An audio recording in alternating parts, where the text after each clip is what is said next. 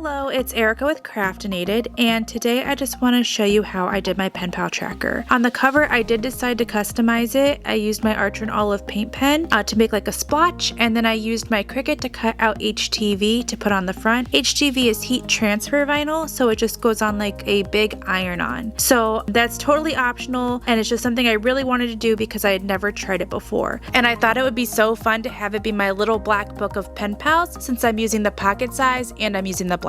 But what I really want to show you guys is how I do the inside. So in order to do the inside, you'll need a journal, you'll need pens, and I have a printable on the blog post that you can just cut out and paste in if you'd like.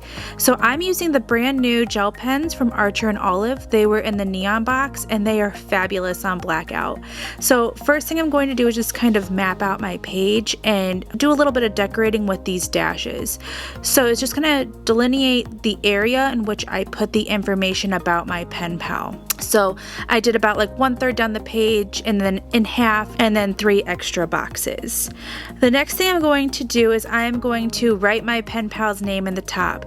The reason why I'm using this bold color and I started doing some of this faux calligraphy is so that it really stands out, because this page is all about your pen pal, and so I really wanted that to be the focal point. Once I finished writing my pen pal's name, I would put their address underneath of it, and then in the next section is all about your pen pal and everything that you want to know. I have specific things that I put on mine, and you can always add or remove whatever suits your needs. So things that I have on here is how we met, their age and birthday. I love knowing this because then I can send them a birthday card.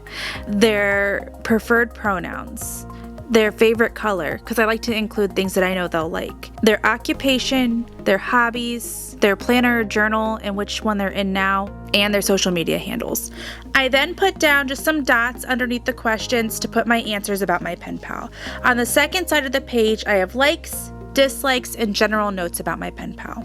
On the second page is where the actual tracker lives. So I have mailed and received. So mailed are things that I have sent my pen pal, and received are things that I have gotten from my pen pal.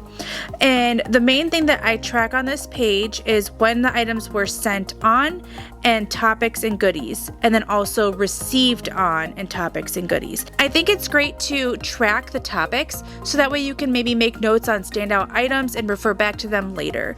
Also, you don't want to send them the same goodies over and over again, so maybe this time I send you a bookmark and next time I send you sticky notes. And then I'm just going to put a box around everything to keep all of the information separate. If you would like to recreate this, I have a printable available on the blog post, and this is perfect for the pocket size from the sub box. I've seen lots of people say they don't know what to do with those journals, and this printout is made specifically for that size. All you have to do is cut it out and paste it in, and you are ready to start tracking your pen pals. I hope you enjoyed this and have fun tracking your pen pals.